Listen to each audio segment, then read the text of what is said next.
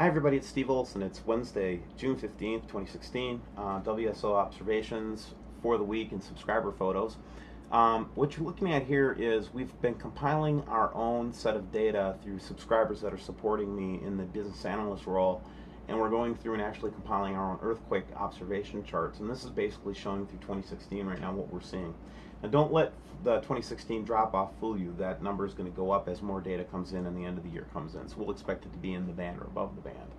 But what I'm saying when I say the system is already here is you expect there to be lots of earthquakes. Well, there is lots of earthquakes. That's my point. We've gone from the 4,000 a year to 8,000, doubling in the course of the 2 decades. And it's just one of those kind of things that it's not going to be this sudden overnight thing. There are going to be acute events, but just to show you that the effects will increase and then proportionally and linearly decrease as it moves away. Now, man, I was looking for this video because I lost it, and then I found it again, which is great because I want to show this to you. This is from June, time-lapse photography. I believe it was from Australia, but check this out. Let's take a look at this first, and then I'll show you who sent it in. Sunrise, and this large orb starts to appear. We also have this yellow object, which we've been seeing many times in many different ways, actually. And it actually reflects a very strange pattern itself, this thing does. But look at this. And then notice how it like forms into this big hole in it, like this thing that we've been seeing over and over and over again, with the big orb with a kind of a hole in it.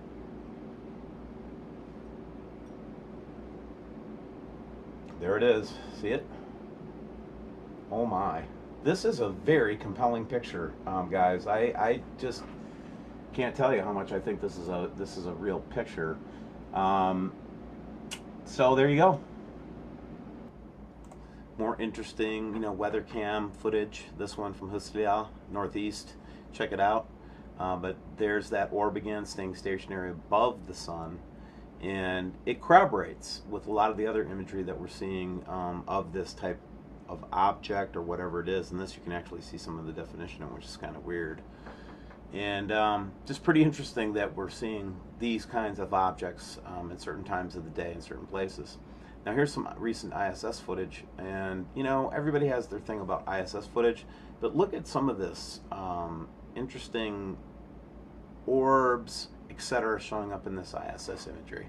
It's just fascinating stuff. Not more evidence to look at. So New Mexico had an unscheduled blood moon last night. It got redder as it went down below the horizon. But yeah, we had a blood moon in Laleno, New Mexico at 3:03 a.m. on 6/15. Just wanted you guys to know about it. So here's Quatar Astronomical Center. It is 14:04 UTC. It is the 15th of June.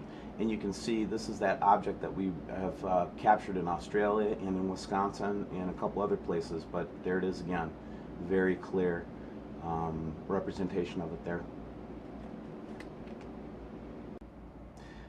This one goes into the into the file of interesting paranormal level weirdness, but what we have here is this photograph or illustration that's been used recently on this scientists discovering a giant planet. This is out of I think the Washington Post, right? And there was a couple of the mainline media sources that were carrying this, this Kepler discovery. But isn't it strange that the vision and then the subsequent illustration that was made by one of my subscribers that talked about their vision or dream of what this planetary system looks like? Isn't it oddly, strangely similar? Sometimes it's just weird to do what we do here, right? Okay, it's that time of the week. It's Wednesday. It's time for us to go through the best subscriber photos that I've seen in the last couple of days.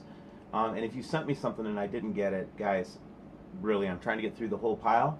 And if you really think it's super duper important, just forward it on to a WSO group leader, and they have my backdoor email. They can forward it to me if you think it's that important. But if they're along the lines of this type of stuff, I want to see it, just send it to my main email address at olson.steven.d@ gmail.com.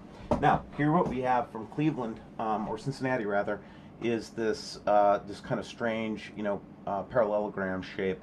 Clearly, some kind of a matrix of very strange levels of what you call it, chemtrailing. So in this particular picture, though, I noticed too that the sun was actually seemed to be reflecting backwards on this stuff. And interestingly enough, all this background stuff did not illuminate from the sun. Wouldn't you expect that this whole area would illuminate as well? Just a very interesting photograph from Cincinnati.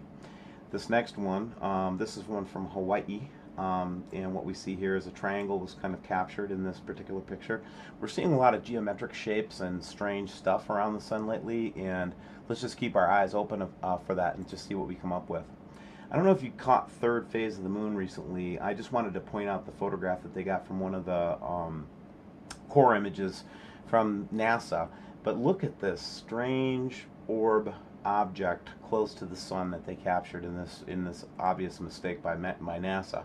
Very compelling piece of information. Again, we're seeing the rainbows appearing. This one obviously is after a rainstorm, so I'm wondering what is being reflected in this rainbow. The question is, because it always has this pink hue in the middle. Usually when I see a rainbow, they're multicolored and so forth. And I'm going to show you another one from Malta. This one is from the United States. Continue to think about those. This particular manifestation, this little dot, we've been seeing a lot, and it is pretty consistent in terms of its space and where it's sitting. And then I think we have a reflection or refraction later here in the slides that I'll show you that will kind of show you what it might look like up close. And here it is where he actually just went through and confirmed his own thing. But what was interesting when he put in this these filters, you could actually see another orb. And let's just take a quick look at that. You can just see the faint outline of an orb there, which is, again, another kind of crazy thing. And then here's the one, oh, I'm sorry, Norway, not Malta. But this is just from Norway. There was no rain prior to this. The clouds had come in, but again, this reflection of this rainbow, which is a strange optical phenomenon in the sense that it creates this kind of middle ground like that. Middle pink area. Now this is an interesting one from 5:30, and basically showing, a very strange, I don't even know how to explain that. And then here's something from Malaysia where we have this little thing. Now what I've been getting a lot of photographs of lately though is the blue, what we would call the blue Kachina, if we're guessing. But it shows up behind the sun, and I'll show you a couple photographs from a guy in the UK as well that catches it in more colorful form from central UK.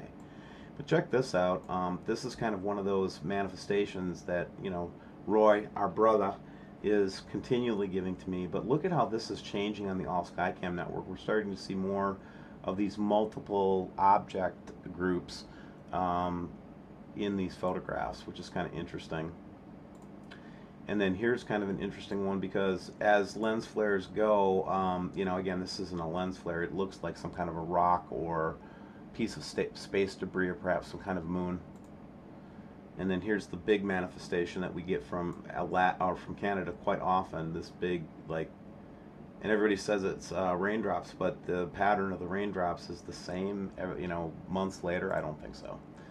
And then here's that, going back to that yellow thing that we were just looking at, that little yellow dot in the sky. Here's the yellow dot here, and we've seen this for a long time, this thing sneaking around back in here, which I suspect to be one of the stars. But what we see is this, sometimes you'll see this refraction or reflection when you see it at this particular angle, or angles like this, where it has this multiple colored orb, which is quite interesting for a refraction. And you can see here's another picture of it here. Again, refraction, yes, but I think it's a refraction of that other object. Now, here's what's happening in Plattsburgh just today, I think, and or yesterday, and we are starting to see just these multiple colored. We saw like a, for lack of a better description, like a pearl chain necklace of multiple colored pearls going through the sky. It's just, that's all I can say. I'm an observer. I can't even explain anymore what this stuff is. And then I've had a couple of people from England sending me these pictures of the clouds seemingly going behind the moon. That could be an optical illusion too, guys. Just be careful about that. I got a pretty clear picture of the moon from the satellite, balloon, and balloon launch, and it seemed pretty clear when I was looking at it. And here's one with two of the effects in it. Wow.